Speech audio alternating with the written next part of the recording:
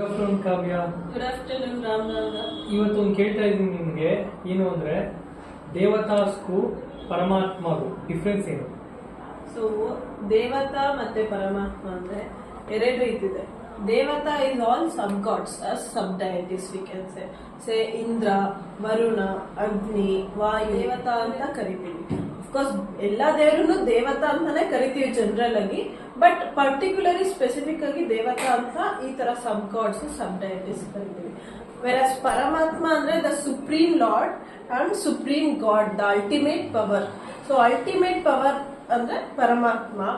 ಅದ್ರಲ್ಲಿ 3 ಜನನು V can ಸೇ ತ್ರಿಮೂರ್ತಿ ನಮ್ಮ ಹಿಂದೂ ಸನಾತನದಲ್ಲಿ. ಪರಮಾತ್ಮ, ಪರಬ್ರಹ್ಮ, ಪರಮೇಶ್ವರ.